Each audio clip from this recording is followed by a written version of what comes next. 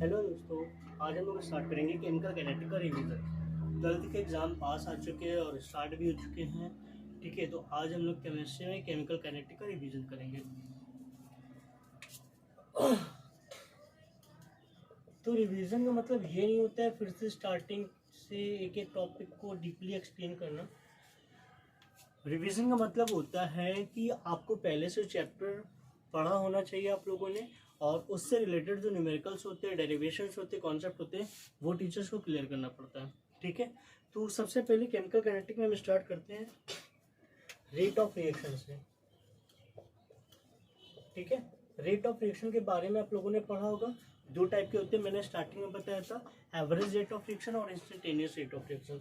ठीक है, फर्स्ट कौन सा हमारा एवरेज रेट, ठीक है, और सेकंड हमारा कौन सा है, इंस्टेंटेनियस रेट। ठीक है,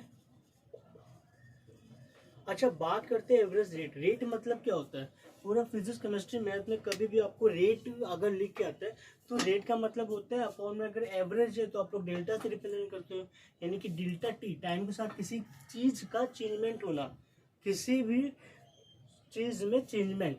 ठीक है, ओके। इंस्टेंटेनियस की बात करेंगे तो क्या रहता है, अपॉन में डिफरेंशिएशन आ जाता है। ठीक है, डेल्टा की जगह क्या रहता है, डिफरेंशिएशन।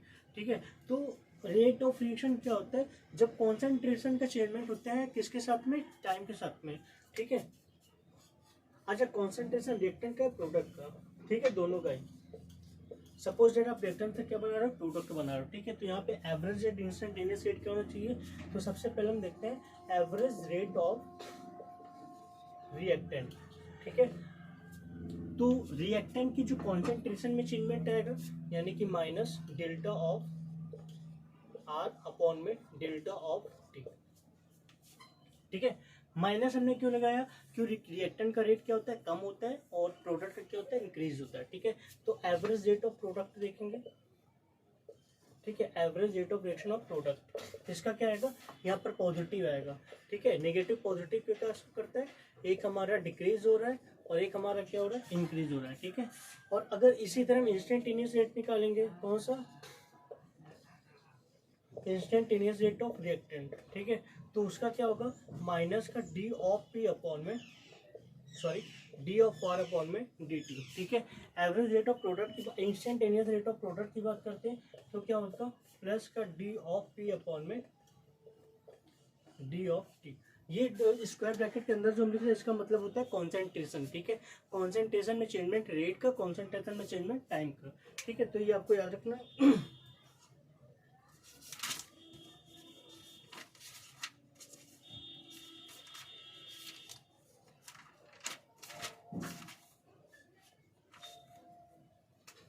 ठीक है, इससे रिलेटेड एक तो हम क्वेश्चन देख लेते हैं।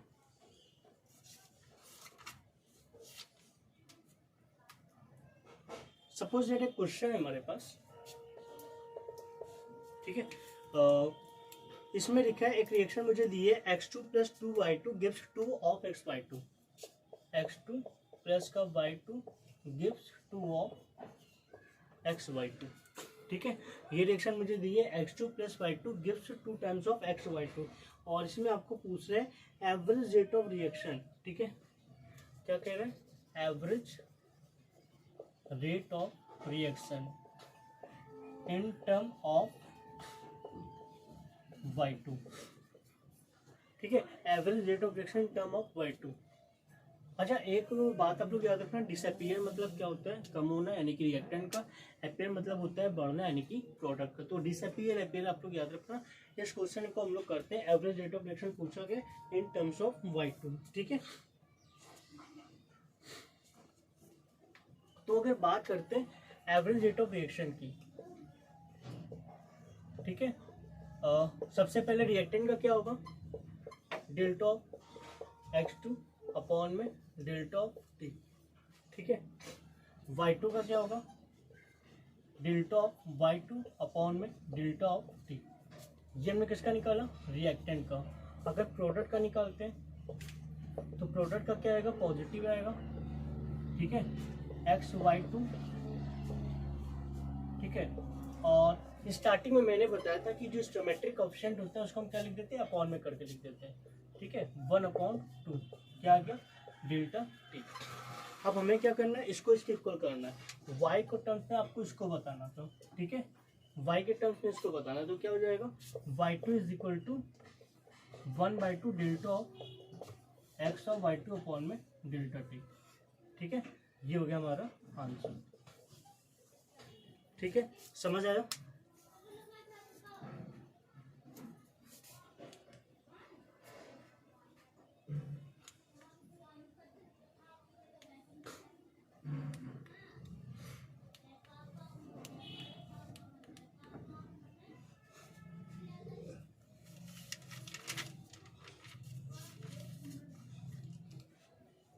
नेक्स्ट हम लोग पढ़ते हैं इसके बाद में लॉ ऑफ मास एक्शन।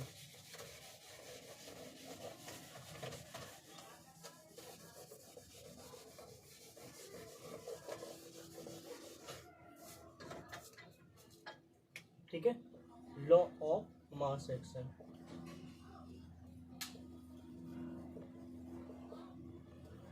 ठीक है, तो लॉ ऑफ मास एक्शन क्या बोलता है कि जो आपका क्या होता है, रेट ऑफ रिएक्शन होता है, क्या होता है आपका, जो रेट ऑफ रिएक्शन होता है वो इनवर्सली प्रोपोर्शनल होता है किसके, कॉन्सेंट्रेशन ऑफ रिएक्टेंट के, किसके, कॉन्सेंट्रेशन ऑफ रिएक्टेंट के। ठीक है, मान लो सपोज दैट मैंने एक ये रिएक्शन लिए P plus Q R plus का S, stoichiometric coefficient A B C D। ठीक है, तो रेट ऑफ रिएक्शन क्या होता है, इनवर्सली प्रोपोर्शनल होता है कॉन्सेंट्रेशन ऑफ रिएक्टेंट के, और जो पावर्स होती है वो क्या होती है, ठीक है, जो पावर्स इसकी होती है वो क्या होती है, स्टोइकियोमेट्रिक कोएफिशिएंट होते हैं, यानी कि A और B। ठीक है, जब आप इनवर्सली प्रोपोर्शनल का जब आप प्रोपोर्शनल का साइन हटाओगे तो यहाँ क्या आ जाएगा, K आ जाएगा। Rate of reaction is equal to K of P की पावर A एंड Q की पावर B। ठीक है, समझे, तो ये होता है रेट ऑफ रिएक्शन। ठीक है, लॉ ऑफ मास एक्शन का पूरा कॉन्सेप्ट। और K क्या होता है हमारा, K होता है रेट कांस्टेंट। ठीक है, K क्या होता है, रेट कांस्टेंट। देखो यूनिट निकालना बहुत आसान है भाई, यूनिट के बारे में बता रखा है। ठीक है, यूनिट के बारे में मैंने पूरा बता रखा है, जब आप लोगों के ऑफलाइन लेक्चर हो रहे थे, नए सन में आते हैं तो आप लोग पूछ सकते हैं। ठीक है, ये इसके बाद में आता है हमारा रेट लॉ। क्या होता है, law of mass action finish होने के बाद हमारा कौन सा लॉ होता है, रेट लॉ। अब सबसे बड़ा डिफरेंस क्या है, रेट लॉ और लॉ ऑफ मास एक्शन में डिफरेंस क्या होता है। ठीक है, सेम रिएक्शंस को हम लिखते हैं। ओके, इसमें क्या होता है, रेट ऑफ रिएक्शन जो होता है वो हमारे डायरेक्टली प्रोपोर्शनल होता है किसके, कॉन्सेंट्रेशन ऑफ रिएक्टेंट के। बट जो स्टोइकियोमेट्रिक पावर्स होती हैं वो हमें एक्सपेरिमेंटली प्रूव करके लिखनी होती है। ठीक है, तो यहाँ पर सपोज डेट ये जो स्टोइकियोमेट्रिक पावर्स होती है, ये पावर्स होती है एक्स और वाई। ठीक है, एक्स और वाई ए और बी के इक्वल हो भी सकती है, नहीं भी हो सकती है, दोनों चीजें। ठीक है, आप क्या करते हो, उसको प्रोपोर्शनल का साइन हटाओगे तो यहाँ पे क्या आ जाएगा, हमारा कांस्टेंट आ जाएगा, पी की पावर एक्स और क्यू की पावर वाई। ये आप लोग याद रखो। ठीक है, इससे रिलेटेड क्वेश्चन 100% पूछा जाता है। ठीक है, इससे रिलेटेड क्वेश्चन 100% पूछा जा सकता है। ठीक है, इससे रिलेटेड हम लोग एक क्वेश्चन करते हैं।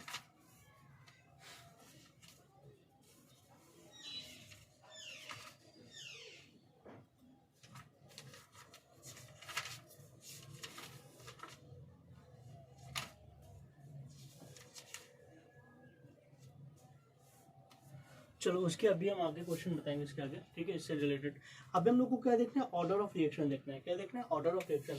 इसी में मैं एक्सप्लेन कर देते हैं ऑर्डर ऑफ रिएक्शन क्या होता है। आपको कोई भी क्वेश्चन दिया जाएगा, ठीक है, आपको कोई भी क्वेश्चन दिया जाएगा, उसके जो स्टोइकियोमेट्रिक पावर्स होंगी, अगर लॉ ऑफ मास एक्शन के अकॉर्डिंग होगा तो ए और बी लेंगे, रेट लॉ के अकॉर्डिंग होगा तो एक्स और वाई होंगे। तो ऑर्डर ऑफ रिएक्शन क्या होता है, ये जो हमारी पावर्स होती है इसी को आप ऐड कर दोगे, ये क्या होता है हमारा ऑर्डर ऑफ रिएक्शन। क्या हो जाएगा, ऑर्डर ऑफ रिएक्शन, याद रखना। ठीक है, ऑर्डर ऑफ रिएक्शन से रिलेटेड एक क्वेश्चन ले लेते हैं। क्वेश्चन मान लो सपोज दैट हमें दिया रेट इज इक्वल टू ए की पावर 1/2 एंड बी की पावर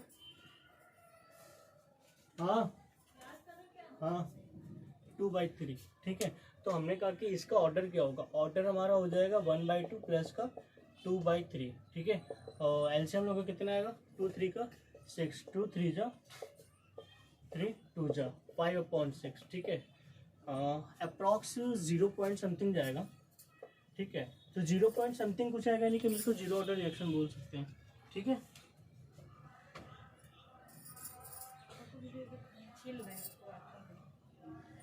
ओके, आगे हम देखते हैं।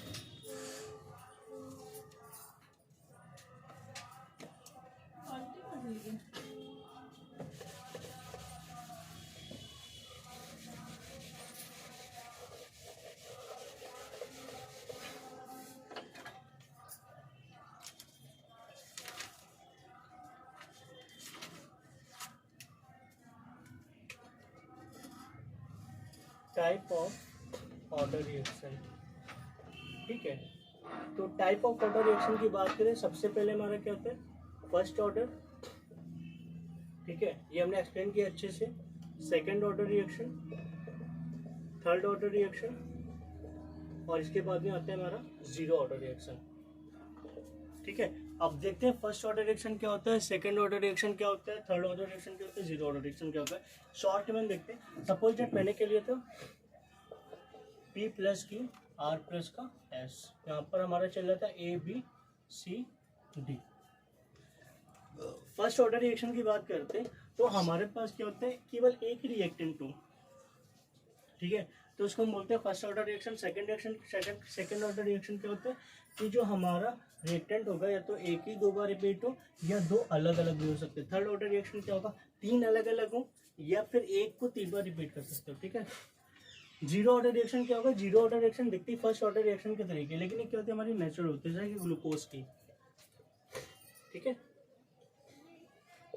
ठीक है। इस पे क्या होता है, जो रेट होता है वो रिएक्टेंट ऑफ कॉन्सेंट्रेशन पे डिपेंड नहीं होता है, ठीक है, does not depend on concentration of reactant. तो first order, second order, third order, इससे रिलेटेड न्यूमेरिकल जरूर आते हैं, इससे रिलेटेड क्वेश्चन देख लेते हैं। हाँ, इसकी आप लोगों को यूनिट जरूर प्रिपेयर कर लेना है, ठीक है, यूनिट प्रिपेयर कर लेना, अगर ना है तो पूछ लेना, ठीक है।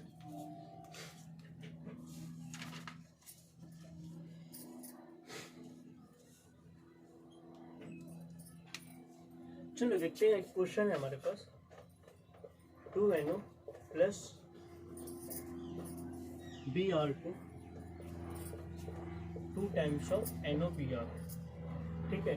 इसमें मैं रेट दे रखा है, रेट क्या दे रखा है, K टाइम्स ऑफ NO की पावर 2 और Br2, ठीक है, NO की पावर 2 और Br2। अब इसमें कह रहा है कि आपका जो रेट ऑफ रिएक्शन है कैसे चेंज होगा, ठीक है। रेट ऑफ रिएक्शन कैसे चेंज होगा, हम तीन कंडीशन लेके देख लेते हैं, ठीक है। रेट ऑफ रिएक्शन कैसे चेंज होगा, हम तीन कंडीशन लेके देख लेते हैं। पहला क्या बोला है, अगर कॉन्सेंट्रेशन ऑफ NO को क्या कर दें, F, कॉन्सेंट्रेशन ऑफ NO को क्या कर दें, डबल, ठीक है। इफ कॉन्सेंट्रेशन ऑफ Br को क्या कर दें, हाफ, ठीक है। उसके बाद थर्ड लेते हैं कि दोनों को अगर डबल कर दिया जाए, if concentration of NO and Br, इसको अगर हम क्या कर दें, डबल कर दें, ठीक है, तो क्या इफेक्ट आएगा देखते हैं। सबसे पहले हम लेट कर लेते हैं इसमें, concentration of NO is equal to X and Br2 is equal to Y, ठीक है। तो रेट हमारा इनिशियल रेट बना लेते, क्या होगा, हमारा इनिशियल रेट होगा K X स्क्वायर Y, ठीक है। And what is the first situation, first situation is that concentration of NO is double, ठीक है। तो late concentration of NO is initially X, ठीक है, डबल मतलब X की जगह आपको क्या पुट करना है, 2X, ठीक है। तो now rate is equal to rate, अब जो रेट बनेगा उसको R डैश ले लेते हैं, इनिशियल रेट को हम R से डिनोट कर लेते हैं, ठीक है। तो R dash is equal to K, NO की जगह क्या रखना है, 2X, ठीक है, 2X का स्क्वायर, और Br आपका एज इट इज रहेगा Y, ठीक है। तो क्या बन जाएगा, 4X स्क्वायर Y, यानी कि जो अब रेट चेंज हुआ है वो इनिशियल रेट के 4 टाइम्स हो जाएगा, देख लो आप, 4X स्क्वायर Y, ठीक है। तो 4 टाइम्स ऑफ R, ठीक है। सेकेंड सिचुएशन लेते हैं, इसको हम R डबल डैश ले लेंगे, ठीक है। अब यहाँ पर K हाफ है, सॉरी Br2 हमारा क्या है, हाफ है, तो Br2 की जगह Y/2 रखेंगे अब, ठीक है। तो क्या हो जाएगा, K X स्क्वायर 1/2 Y, ठीक है। अगर रिमेन सिचुएशन को देखेंगे इसको, तो इनिशियल रेट के इक्वल आ रहा है, तो हम क्या बोलेंगे, अब जो आपका रेट चेंज हुआ है ना, वो इनिशियल रेट का क्या हो गया, हाफ हो गया, ठीक है। इसके बाद थर्ड हम लोग लेते हैं, अगर दोनों को ही डबल कर दें, दोनों को डबल करने का इन द सेंस NO की जगह आपको क्या रखना है 2x एंड Br2 की जगह रखना है आपको 2y, ठीक है। तो now rate is be let R triple dash is equal to K times of, okay, NO की जगह आपको 2 रखना है यानी कि 2x का स्क्वायर एंड Br2 की जगह 2y, ओके। 2 का स्क्वायर 4, 4 2 जा 8, नाउ रेट इज 4 2 जा 8, इनिशियल टाइम्स का 8 टाइम्स हो जाएगा रेट, क्लियर है, ठीक है। इसके आगे हम लोग देखते हैं,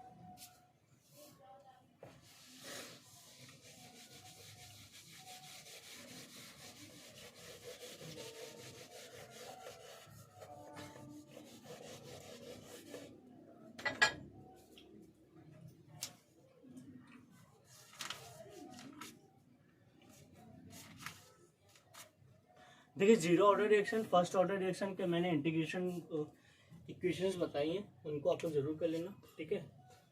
यहाँ मेरे लिख zero order and first order, ठीक है, इंटीग्रेटेड इक्वेशन, ये कर लेना, ठीक है। नया समझ में तो पूछ सकते हो, ठीक है।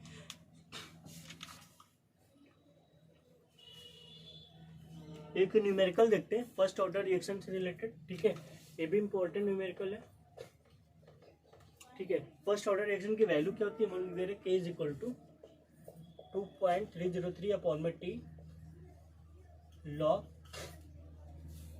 A नॉट अपॉन में A,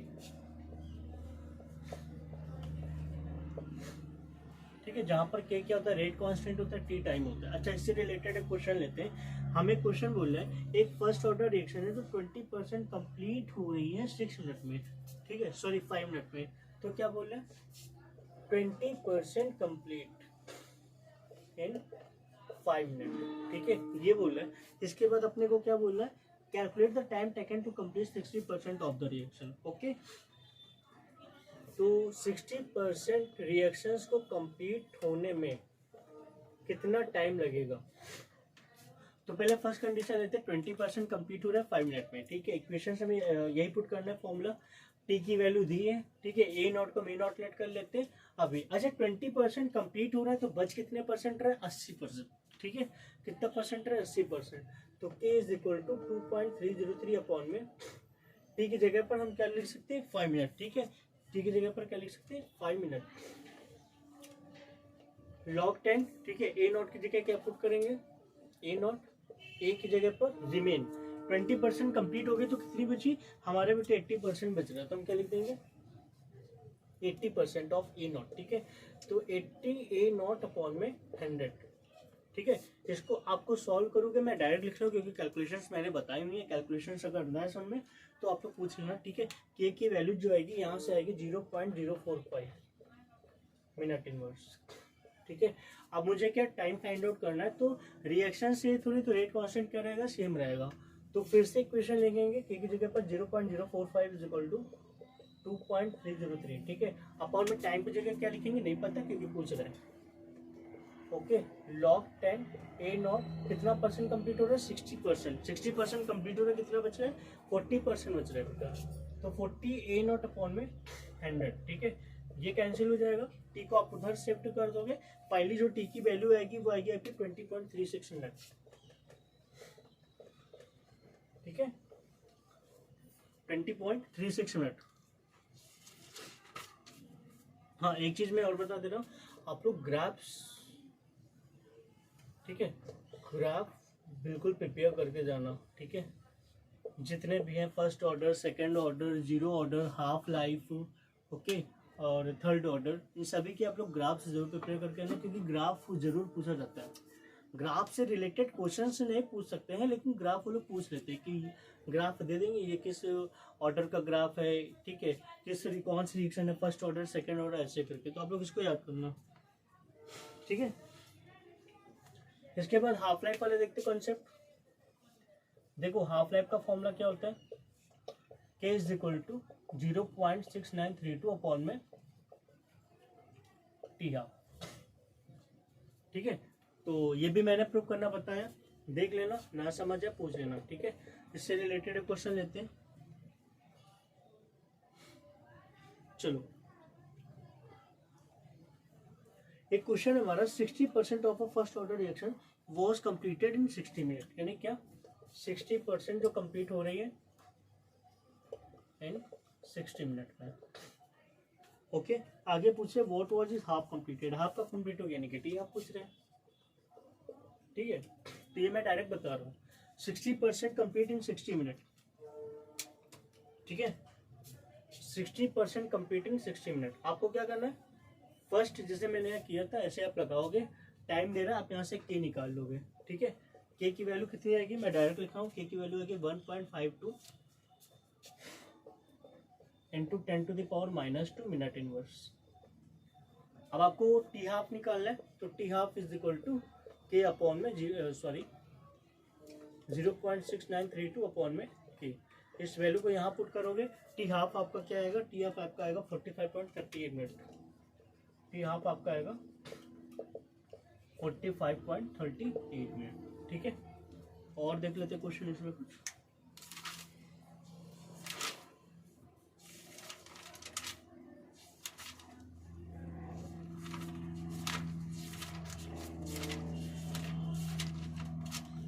ठीक है इसके बाद में टेबल वाले क्वेश्चंस आते हैं। ठीक है टेबल वाले क्वेश्चंस हम लोग देखते हैं। ठीक ये आपको अच्छे से प्रिपेयर कर लेना, इसके बाद में हम लोग टेबल वाले क्वेश्चन देखते हैं।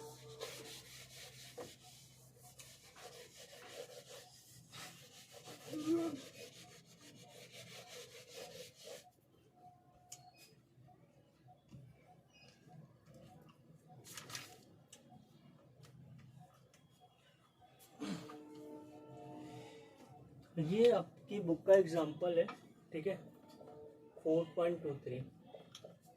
ठीक मान लो ये ऐसे दिया reaction 2a + b gives 2a + b gives c + का d। ठीक है और 4 एक्सपेरिमेंट इन्होंने किए 1 2 3 4। ठीक है 4 एक्सपेरिमेंट इन्होंने किए। ए का जो आपको कॉन्सेंट्रेशन दिया क्या दिया 0.1 ए का। ठीक है 0.3 0.3 0.4। उसके बाद इस सेकंड हम लेते हैं बी का 0.1 0.2 0.4 0.1। ठीक है उसके बाद आता है रेट ऑफ फॉर्मेशन की रेट ऑफ फॉर्मेशन। ठीक है रेट कितना दिया मुझे 7.0 8.4 3.36 ओके 2.8 ये हमें दिया है। तो ये आपकी क्या बनी हुई है टेबल बनी हुई है। ओके और हमसे क्या पूछ रहे हैं calculate the rate of formation, यानी कि क्या पूछ रहे हैं rate of formation, rate of formation of B. ठीक है ए की वैल्यू दी 0.6 बी की 0.3, ए की वैल्यू दी 0.6 और बी की दी है 0.3। ठीक है तो सबसे पहले हम क्या करते हैं रेट। ओके लेट रेट क्या होगा के ए की पावर लेट कर लेते हैं पी और बी की पावर क्यू। ठीक है अब आप क्या करोगे 4 इक्वेशन बनाओगे कैसे, जिससे पहला एक्सपेरिमेंट देखते रेट कितना दिया 7.0, ए की वैल्यू कितनी है 0.1 की पावर पी, बी की वैल्यू कितनी 0.1 की पावर क्यू। ठीक है दिस इज इक्वेशन नंबर 1। ठीक है and equation number 2 is 0.3 is equal to K 0.3 की पावर पी 0.2 की power Q. Okay equation number 3 is sorry ये गलत हो गया 8.4 है। ठीक है उसके बाद देखते हैं 3.36 इज इक्वल टू के 0.3 की पावर पी एंड 0.4 की पावर क्यू। ठीक है उसके बाद में हम देखेंगे 2.8 इज इक्वल टू के 0.4 की पावर पी एंड 0.1 की पावर क्यू। ठीक है ये 4th इक्वेशन। एक क्वेश्चन मैंने सही लिखा है लेकिन कुछ गलती हो गई यहाँ पर 10⁻³ 10⁻⁻2 10⁻⁻1 और 10⁻⁻⁻⁻⁻⁻⁻⁻⁻⁻⁻⁻⁻⁻⁻⁻⁻⁻⁻⁻⁻⁻⁻⁻ ठीक तो यहाँ पर लिख दे रहे हैं जिसे वहाँ ना समझ में आया ऊपर तो यहाँ समझ आ जाएगा 10⁻³ -2 -1 और 10 टू द पावर माइनस का 2। अब आपने क्या करना है, इन चारों क्वेश्चन से सॉल्व करके पी और क्यू की वैल्यू निकालनी है। ठीक है भाई, ये मैं नहीं बताऊंगा, ये आपको करना पड़ेगा। ठीक है, नहीं आएगा तो पूछ लेना। पी और क्यू की वैल्यू क्या आएगी? पी की वैल्यू आ रही है 1, क्यू की value 2।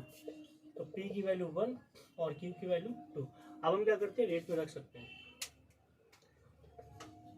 Rate is equal to के टाइम्स ऑफ, ठीक है, ए की वैल्यू ए की जगह पर क्या रखेंगे 0.6 की वैल्यू 1, बी की जगह पर 0.3 की वैल्यू पावर 2। ठीक है, और अच्छा के की वैल्यू भी पहले निकालनी है। नहीं नहीं, तो एक काम करेंगे, पी और क्यू की वैल्यू, सबसे पहले के की वैल्यू निकालने के लिए आप इन चारों में कहीं पर भी पुट कर दोगे। ठीक है, P and Q suppose date put in second, किसी में भी पुट करोगे तो के की वैल्यू आ जाएगी। के की वैल्यू कितनी आएगी? के की वैल्यू आएगी 7.0। के की वैल्यू कितनी है? 7.0। ठीक है, अब आपने जो करना था, यहाँ पर सारी वैल्यूज पुट करके रेट इज इक्वल टू के की जगह पर 7.0। ठीक है, ए की जगह पर कितना दिया 0.6 की पावर पी यानी कि पावर 1, बी की जगह पर 0.3 पावर कितना दिया 2।